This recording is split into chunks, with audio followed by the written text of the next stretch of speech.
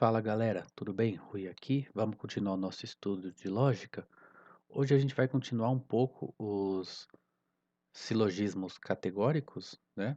E a gente vai olhar alguns aspectos mais teóricos do silogismo.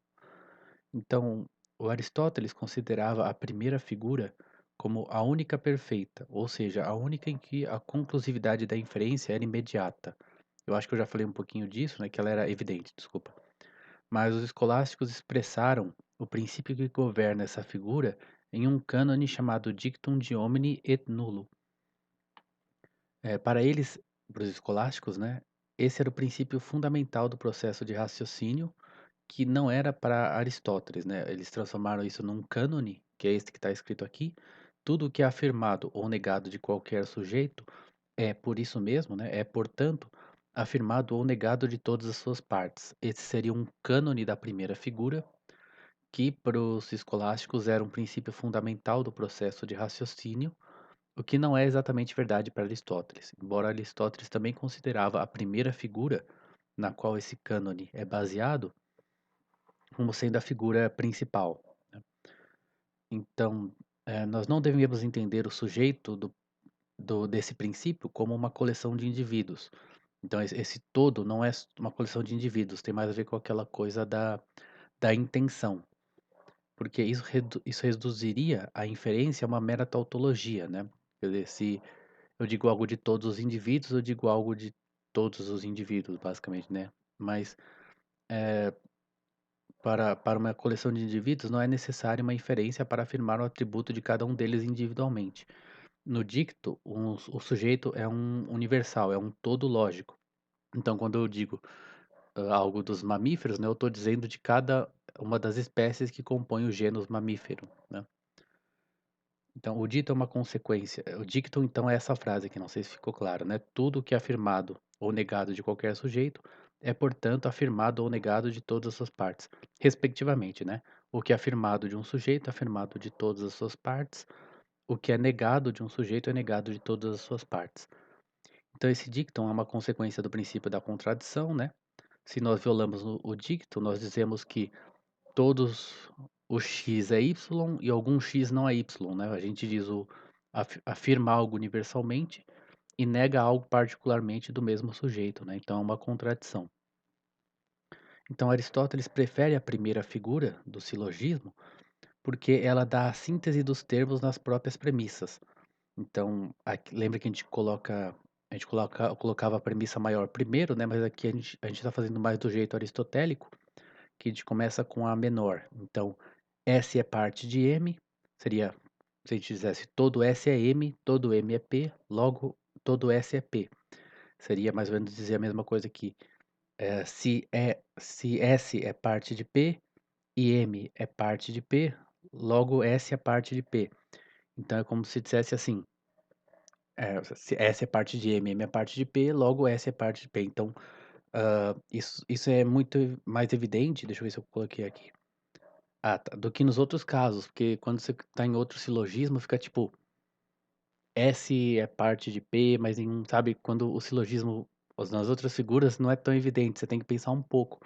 É só de você pensar, eh, todo homem é mamífero, todo mamífero é substância, todo homem é substância, né, então ele é bem direto, que não é o caso nas outras figuras, em que na segunda figura S e P são partes de M, e na terceira M é parte de S e P.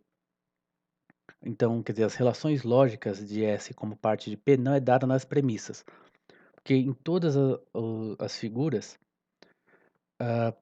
a gente tem como conclusão que S é parte de P, né? Porque, ou claro, a gente pode estar excluindo, né? Mas a gente prefere sempre a inclusão porque as afirmativas são verdades melhores, né? Mais importantes, como a gente disse lá no capítulo sobre juízos, né? Então a conclusão é sempre que S é parte de P. Ou não é parte de P. Mas só na primeira figura a gente tem essa relação de S como parte de P na premissa. Quando a gente diz isso, S é parte de P, M é parte de P, S é parte de M, M é parte de P, logo S é parte de P. Quando a gente tá, S e M são partes S e P são partes de M. Mas quer dizer que S é parte de P? pode não ser, né, se você pensar no círculo de Euler com um M grandão, o S e o P dentro, mas eles não necessariamente precisam ser parte um do outro, né. Por isso mesmo que a gente só consegue concluir alguma coisa nesse silogismo de segunda figura, quando a gente tira um deles para fora, né, essa é uma das regras do silogismo de segunda figura. Uma das premissas tem que ser negativa, então ou o S ou o P tem que estar fora de M, né. E também na terceira figura acontece algo parecido. Então a relação lógica de S como parte de P, que é a conclusão em todos os casos, não é dada nas premissas da segunda e terceira figura, só na da primeira. As premissas são suficientes para chegar à conclusão, lógico, o silogismo na segunda e terceira figura são verdadeiros, claro, porém a operação mental não é o processo perfeito de inferência, pois, para Aristóteles, as premissas são dois princípios causativos cuja mera conjunção na mente nos dá a conclusão como, como um resultado imediato. Né? É o silogismo mais fácil. Todo homem é. Vamos pegar um com todo, né? Como eu falei, todo homem é mamífero, todo mamífero é substância, todo homem é substância. Muito mais fácil do que nos outros casos. Então, isso só ocorre na primeira figura. Eu deveria ter colocado aqui a citação de onde Aristóteles diz isso, né? Mas qualquer coisa eu coloco na descrição do vídeo. Então, quando dizemos Sócrates é homem, Sócrates é sábio, logo algum homem é sábio, não estamos fazendo uma inferência, mas um apelo à experiência particular. Então, segundo São Tomás, nesse caso, a mente não passou para uma verdade que tinha antes. Eu achei isso um pouco difícil, eu até vou pensar mais sobre isso, mas você já sabe, se o seu conhecimento começa no indivíduo, você já sabe que tem um indivíduo que é Sócrates e é sábio, né? Seja que é só um indivíduo que é homem e é sábio, né? Então, você está dizendo de uma outra forma, mas não é uma verdade nova, tá? Então tá aqui a, a citação de São Tomás, tá? Porque na inferência a gente sempre tem uma passagem para uma nova verdade. Eu não lembro se isso, bom, isso parece que ficou um pouco descontextualizado, mas é importante. Então, alguns lógicos modernos acreditam que Aristóteles estava errado, eu escrevi errada, em acreditar a exclusividade da primeira figura como absolutamente evidente quanto ao processo de inferência. Para isso, eles formularam cânones para as outras figuras. Então, primeiro que o cânone acho que não era aristotélico, era escolástico, né? Mas eles vão dar, os filósofos, os lógicos modernos vão dar cânones para as outras figuras, mas eu já coloquei aqui, repare que eles usam as palavras classe e membros, que indicam a extensão. Então, o cânone da segunda figura, que eles chamam de dictum de diverso. Se um atributo pode ser predicado de todos os membros de uma classe, qualquer sujeito do qual o atributo não pode ser predicado não é um membro dessa classe, né? Então, se a gente lembrar que a segunda figura, uma das premissas é negativa, né? É justamente isso, é o dito de diverso. Então, assim, o raciocínio está correto, porque se a gente diz algo de todos os membros de uma classe, algo que tem essa característica não pode ser, desculpa, algo que não tem essa característica que foi predicada não pode ser membro da classe, tá certíssimo. Mas isso você está usando uma classe, né? Você está falando em extensão e não em intenção. Aí teria o cânone da terceira figura, que é o dictum de exemplo. Se um atributo pode ser afirmado de uma porção da classe, ele não é incompatível com a classe, com o atributo de toda a classe. Também tem um outro que é são dois dictums para a terceira figura, né? Se um atributo pode ser negado de uma porção da classe, ele não é separável dos atributos distintos dessa classe. Então, é justamente porque na terceira figura a conclusão é particular, né? Então, o Padre Jorge diz: os que rejeitam a doutrina aristotélica entendem o silogismo de maneira muito diferente dele, e muitos parecem ignorar sua doutrina da inferência. Nos cânones citados, as proposições gerais são meramente afirmações quanto aos membros de classes tomadas em extensão. Mas para que os cânones sejam estritamente lógicos, precisam ser em intenção, desculpa. Coloquei extensão duas vezes. Mas eles precisam ser em intenção, o que não é tão fácil de fazer. Ele só fala isso, que é difícil de fazer cânone em intenção e não mostra por quê. Então eu vou pensar a respeito, talvez eu diga mais alguma coisa a respeito, né? Mas a concepção aristotélica das figuras pode ser melhor entendida se considerarmos a relação delas com a organização mental do conhecimento, de acordo com as linhas de predicamentos. Vocês lembram? Isso estava no capítulo sobre a as categorias, né, dessas linhas de predicamento. Então, a primeira figura usa um genus como termo médio para predicar da espécie uma propriedade ou outro genus, né? Então, se você pensar,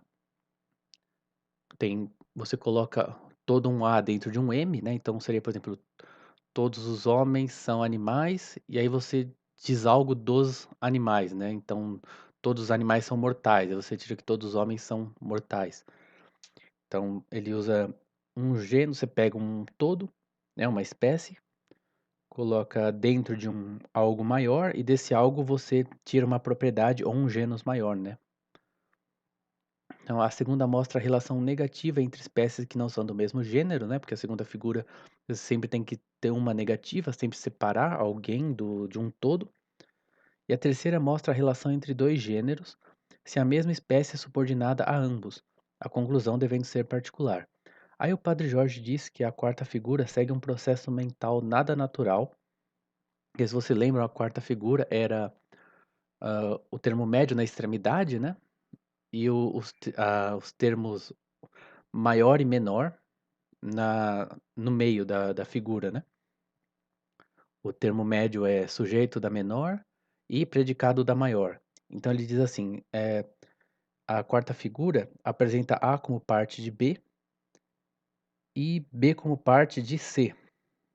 Só que então isso. Se fosse a primeira figura, a gente apresenta A como parte de B, B como parte de C, e a conclusão é A como parte de C. Mas na quarta figura, a conclusão seria o inverso, por assim dizer, né? Então a gente mostra A como parte de B, B como parte de C, mas a gente conclui na quarta figura C como parte de A.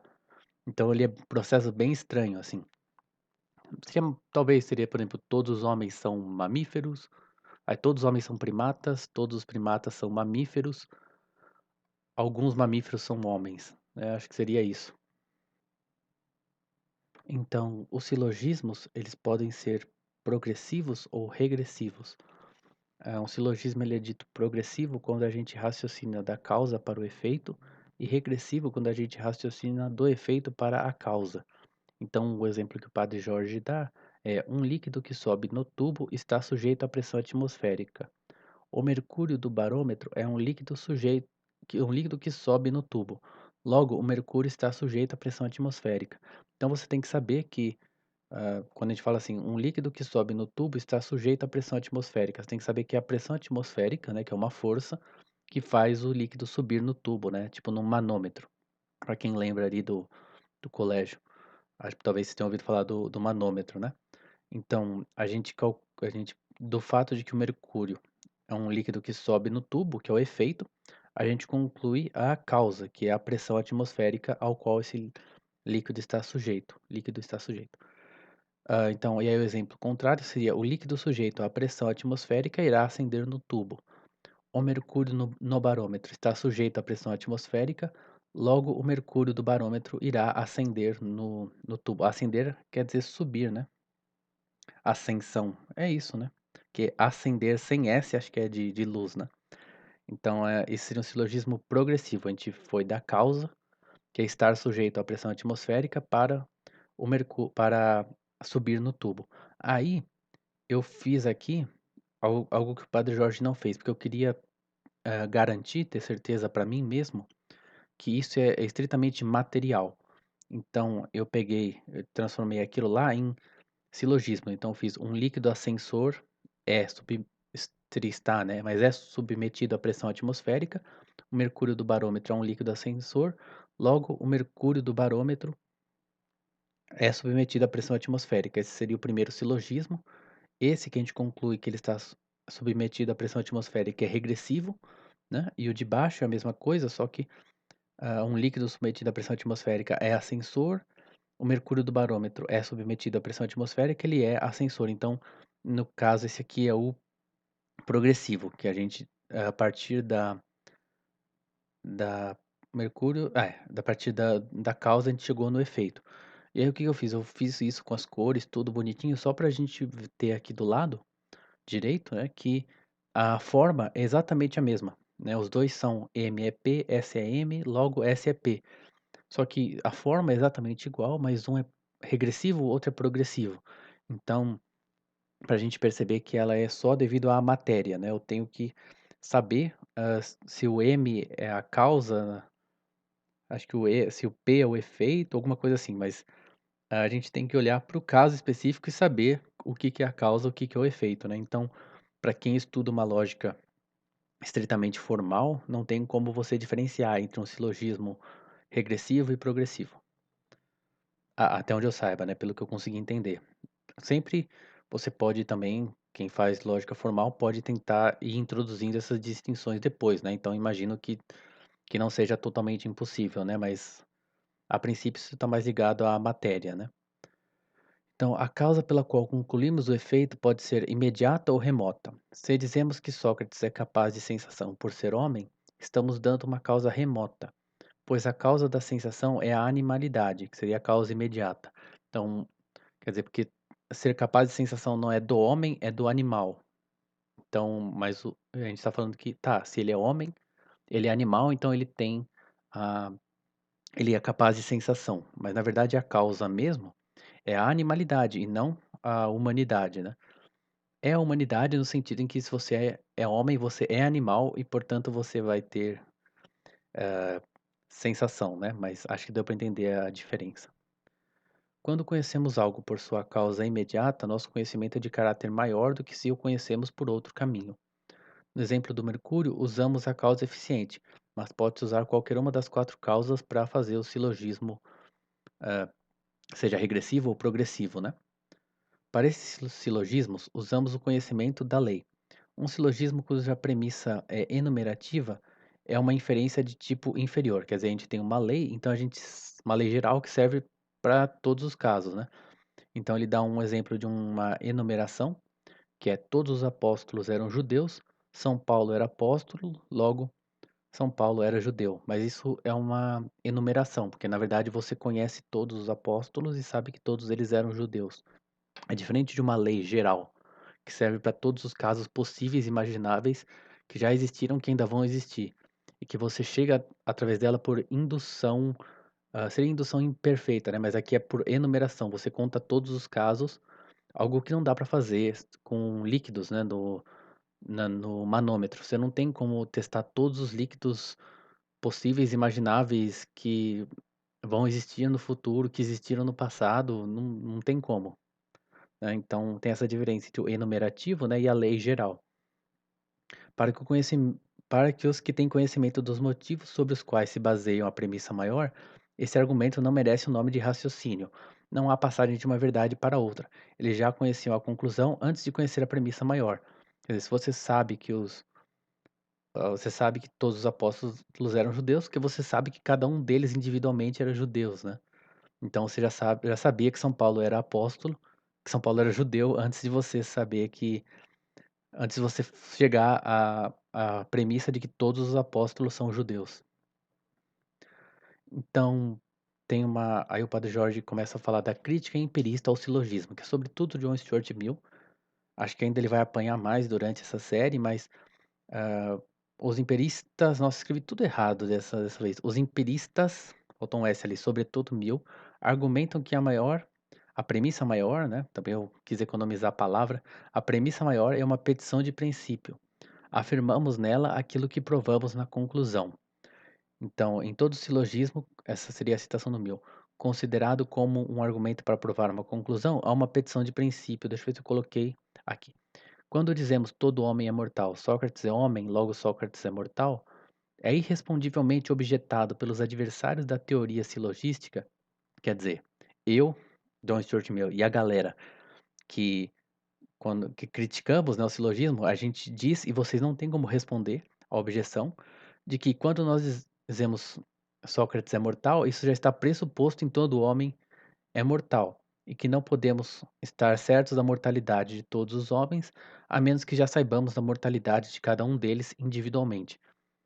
Então, eu acho que o pessoal da lógica mais formal colocaria todo o A é que eles não usam né? Eles usam umas funções lógicas, então acho que vai ficar difícil de explicar aqui.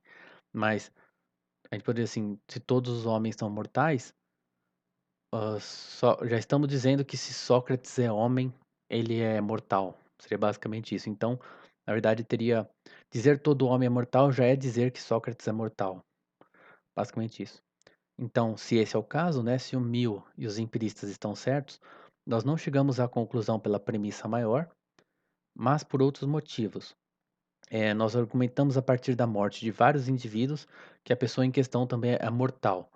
Não seria necessário a interpolação de uma lei geral. Então, seria essa coisa empirista de que a gente não generaliza, a gente não abstrai para uma lei geral, mas a gente tem conhecimento de um número de casos específicos, né, para chegar em outro caso específico. Então, argumentando a partir de particulares a particulares.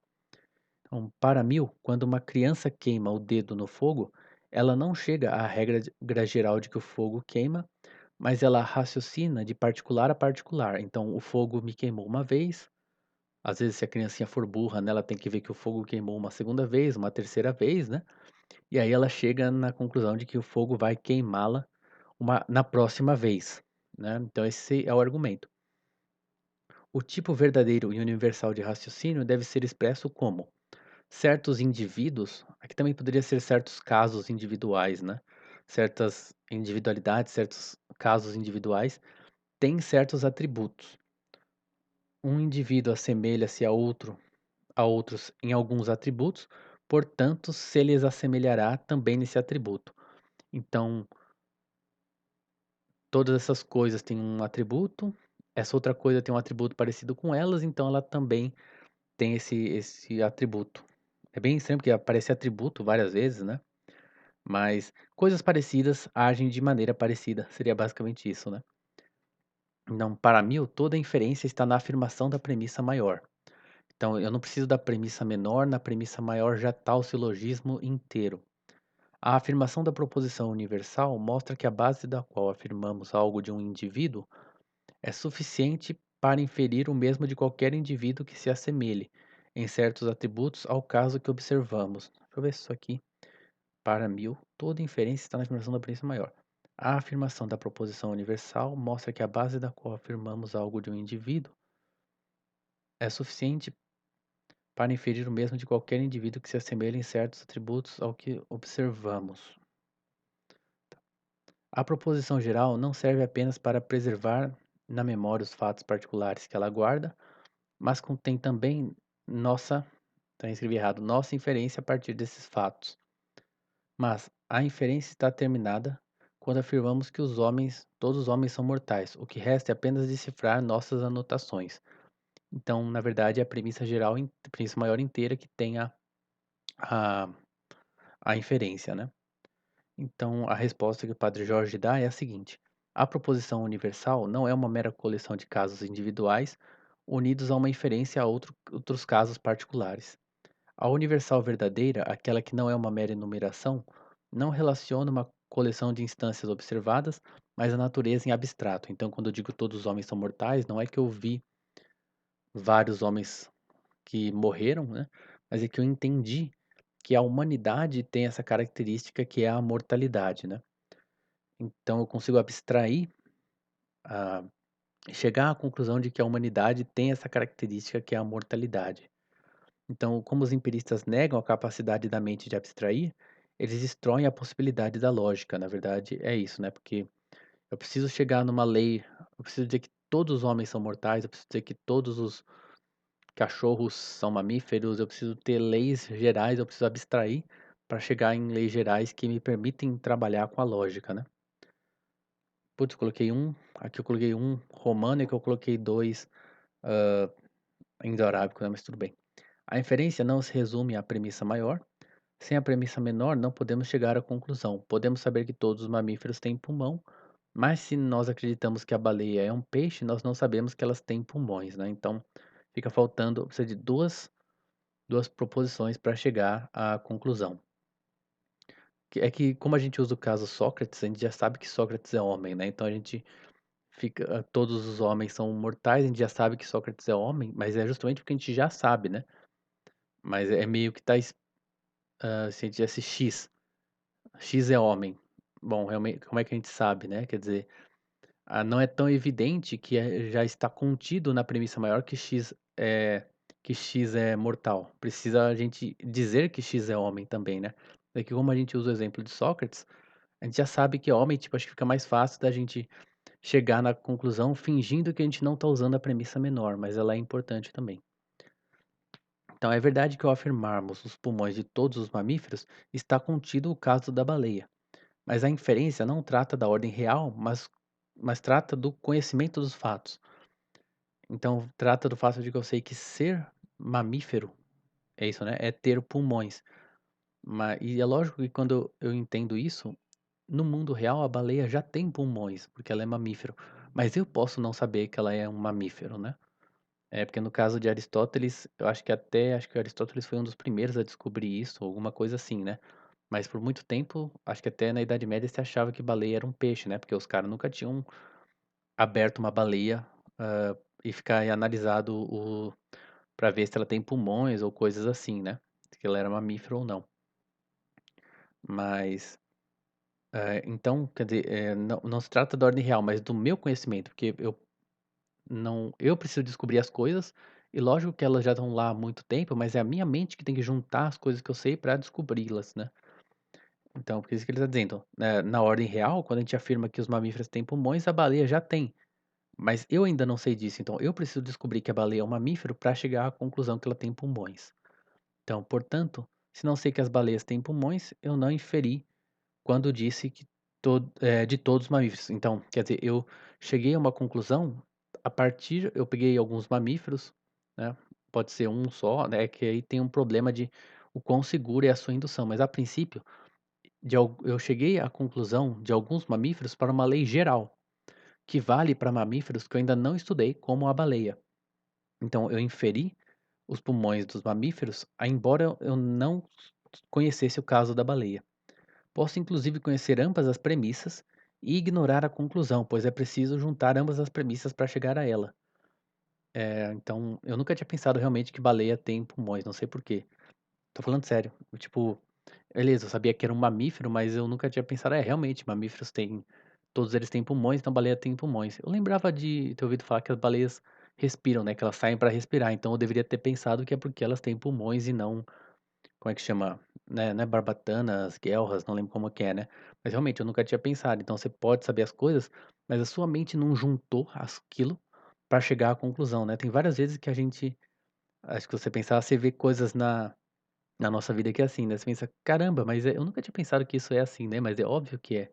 Então tem essa questão, né, então não é que quando a gente diz a premissa maior, que todos os mamíferos têm pulmões, que a gente já tem todos os casos inferidos ali. É o "si logos", né, é a junção dos 2 discursos que permite uma conclusão. Então, se analisamos a inferência de particulares a particulares, veremos que ela envolve uma proposição universal.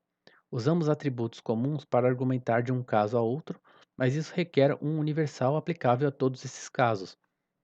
Então, não tem como. Não, já vai para outra coisa ali. Mas não tem como eu falar que, tá, o fogo queimou uma vez, queimou duas vezes, ele vai queimar na próxima. No fundo, você está escondendo ali que só dá para você concluir isso de verdade se você disser que o fogo sempre queima, né? Então você esconde ali um juízo. Tô dizendo esconde porque o Mill nega que a gente passe por uma proposição geral, né, universal. Mas você só consegue chegar no fato de que o fogo vai queimar a próxima vez se você disser que o fogo queima sempre, né? Então, mesmo que fale, porque tem atributos parecidos, então você está dizendo que sempre que tem atributos parecidos, as coisas funcionam de uma forma parecida, né? Então sempre tem uma universal ali por baixo. Não tem como você raciocinar só de particulares a particulares sem passar por uma lei geral. Então, depois o Padre Jorge comenta um pouco um raciocínio matemático, que alguns dizem que o raciocínio, ah, isso na época dele, né, que o raciocínio usado na matemática não é silogístico, porque mais ou menos na época do Padre Jorge em diante, né, e essa é a tendência que ficou mais forte hoje em dia, até onde eu entenda, unir muito a lógica com a matemática, né? Até os caras queriam provar a matemática inteira a partir da lógica, né? E aí tem aquela coisa Meu Deus, do Frege, do Russell, até chegar no teorema de Gödel, que diria que isso é impossível, né. Mas então o Padre Jorge dá um exemplo de como dos caras que acham que o raciocínio matemático não é lógico. Então, ele diz assim: 12 é igual a 7 mais 5, 12 é igual a 20 menos 8, logo 7 mais 5 é igual a 20 menos 8. Então, esse argumento é dito não silogístico, porque não temos uma relação sujeito-atributo, mas igualdade de duas quantidades. A gente falou um pouco disso, né? Quando a gente diz homens são mortais, a gente não pode dizer que homens é igual a mortais, né? A gente falou disso do. Eu acho que era visão igual. Eu não lembro o nome, mas era do Jevons, né? A gente falou disso nas proposições, provavelmente. Ou no significado das proposições, né? Mas o argumento, se bem inspecionado, possui quatro termos e não três. Essa parte acho que eu não entendi. Realmente não sei se são. Bom, não lembro do porquê que são quatro termos e não três. Mas, então esse raciocínio não seria baseado em um cânone lógico, mas em um axioma como coisas iguais a uma terceira são iguais entre si. Então o Padre Jorge responde: assim, uma relação sujeito-atributo, a gente afirma o atributo ser igual a 12 de dois sujeitos. É que eu acho que tá escrito matematicamente, mas é um raciocínio silogístico, né. Então quando a gente vem aqui, a gente está afirmando de 7 mais 5 que ele é igual a 12 e de 20 menos 8 que ele também é igual a 12. Das Só que aqui está escrito igual matematicamente, mas a gente pode escrever é igual, né, a 12, então forma um predicado que é igual nos 2 casos, né. Então afirmamos que é ser igual a 12 de 2 sujeitos, que são 2 quantidades, né. E o axioma descrito não é um princípio de inferência, pois trata da ordem real. É necessário para inferência, mas não é a regra dessa, pois o cânone de inferência deve fazer referência direta à ordem conceitual. Então é um negócio meio que o Padre Jorge implica bastante, mas essa regra de coisas iguais a uma terceira são iguais entre si são da ordem real, são das quantidades, então é uma coisa da ordem real. Na lógica, a gente usa a, a ordem conceitual, por isso que a gente transforma usa o cano de inferência da lógica e a gente transforma numa relação sujeito-atributo. Então a inferência é feita dessa seguinte forma: todas as coisas iguais a uma terceira são iguais entre si, 20 menos 8 e 7 mais 5 são iguais a uma terceira, né, que é o 12. Então logo 20 menos 8 e 7 mais 5 são iguais entre si. Então, na verdade, tem sim um raciocínio silogístico dentro da matemática. Então o Padre Jorge fala um pouquinho de algumas inferências não silogísticas e que não são indutivas também, porque a gente vai ver a indução em mais detalhes depois. Alguns chegam a defender que toda inferência é silogística. Isso só seria verdade se reduzirmos a inferência à derivação da verdade a partir de proposições nas quais ela está contida. Porém, inferência também é usada em sentido mais amplo, com a derivação de uma conclusão a partir de fatos concretos. Vamos ver se ele fala aqui. Por exemplo, quando um júri chega a um veredito, ocorre uma inferência, mas eles não encontram verdades, eles, o júri, né? Poderia ser os membros do júri encontram verdades contidas em proposições, as relações entre os fatos concretos. Então, até eu estava pensando assim, quando, sei lá, o cara brigou com a mulher, ele saiu com a arma, ninguém viu, o cara e a mulher foi morta por uma arma que é igual a dele, né? Mas você fala, não é possível você chegar disso? Talvez esteja exagerando muito, né? Mas não é uma lei geral que se ele saiu com a arma, né, brigado com a mulher e a mulher apareceu com um tiro igual o da arma dele, não é verdade que necessariamente ele matou ela. Para fins de julgamento, lógico que a gente condena um cara desse tipo, né, a menos que tenha alguma outra prova, né, ele não tem álibi, né, então a menos que ele tenha alguma coisa ao contrário, né, se ele tem um álibi, alguém que fala que ficou com ele, ele estava num lugar cheio de gente, aí a gente muda, né, mas sempre que a gente raciocina em casos concretos como esse, a gente nunca tira uma conclusão que é 100% verdadeira, porque lógico que existe a chance do cara ter pego a arma, né, ido para algum lugar e na verdade uma outra pessoa matou a mulher dele, que ele não teve nada a ver com isso e o tipo de arma que ele usou é a mesma. A probabilidade existe quando na lógica, né, no silogismo, é sempre algo que é 100% de certeza, é impossível de ser falso, né? Em que não é o caso nesses fatos concretos, mas pra mas a gente condena o cara, porque, também você vai exigir 100% de certeza sempre, você nunca vai conseguir, sabe. Sempre tem uma possibilidade de que, na verdade, aconteceu uma outra coisa que entendeu? Então por isso que a gente tem essas inferências que não são silogísticas. Então o cardeal na época era só cardeal John Henry Newman, hoje em dia é o santo cardeal John Henry Newman, discutiu esse tipo de inferência no seu livro Grammar of a Saint, e também São Tomás de Aquino na Secunda Secundae, questão número 2, artigo número 1, ele trata desse tipo de inferência, caso vocês queiram olhar depois, né, mas não é se eu entendi direito, não faz parte da lógica, porque não é silogística nem indutiva, né. É um outro tipo, não sei se diria retórica, eu acho que não, mas de qualquer forma é isso. Então vamos finalmente para os exercícios do capítulo 12. Escreva o dictum de homini et nullo e prove a partir dele as regras especiais da primeira figura. Qual é o objetivo da redução e até que ponto ela altera o caráter do argumento? Ilustre sua resposta discutindo e reduzindo os silogismos Cesare e Disamis.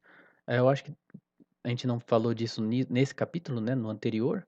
Então eu acho que tem a ver com a questão da primeira figura ser mais evidente, né? Que quando você reduz, você transforma dessas outras figuras, se não me engano, deve ser segunda e terceira. Acho que isso, né? Cesare. Bom, mas de qualquer forma, a menos que seja redução da. Bom, precisava ter visto, né? Mas se for das outras figuras para a primeira, então tratar dessa questão da primeira figura ser mais evidente. Então, considere as várias maneiras em que o princípio último da inferência silogística pode ser formulado. Em nenhum caso, um silogismo com duas premissas singulares pode ser visto como um silogismo genuíno ou inferência dedutiva. Examine. Então, tem a ver com a questão do dictum, né? Que ele começa com algo que é afirmado de um todo, né? De um sujeito pode. É que o sujeito seria um todo, né? Do qual a gente tem partes. Então, examinar isso aí. Reduz os seguintes argumentos, transformando em silogismos, se necessário. Diga a figura e o modo se válido e o erro se inválido. Nossa, ficou uma coisa muito estranha. Acho que não era para ter um 2 aqui. Todas as coisas vivas são interessantes e algumas coisas interessantes são belas. Portanto, algumas coisas vivas são belas, que era para ser um A, eu acho. Mas nenhum convidado é malquisto. Como alguns convidados não foram introduzidos, segue que os benquistos não foram todos introduzidos. Nossa. Expresse os seguintes argumentos em forma silogística. Examine sua validade do ponto de vista lógico. Liberdade significa o poder de evitar qualquer ato particular, segundo preferência. E dado que a vontade é meramente o poder de preferência, a questão de a vontade ser livre é sem sentido. Portanto, a única questão apropriada é se um homem, e não sua vontade, é livre. Difícil, hein? Quanto ao poeta, ele não afirma nada, e portanto nunca mente.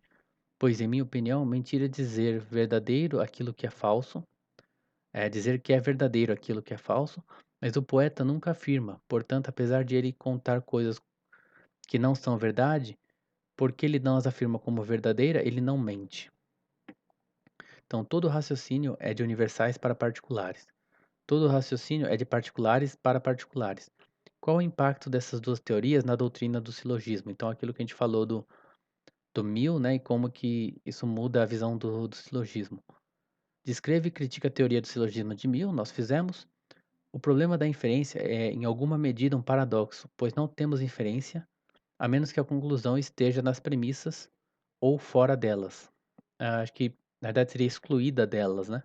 Examine essa afirmação. Eu não entendi um pouco fora delas, mas examine essa afirmação, quer dizer, em alguma medida ele já está contido nas premissas, é interessante.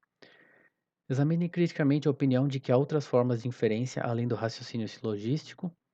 Descreva qualquer visão desse ponto defendida por autores recentes. Então, se vocês conhecem também algum autor mais novo que diz algo a respeito, podem ficar à vontade para colocar.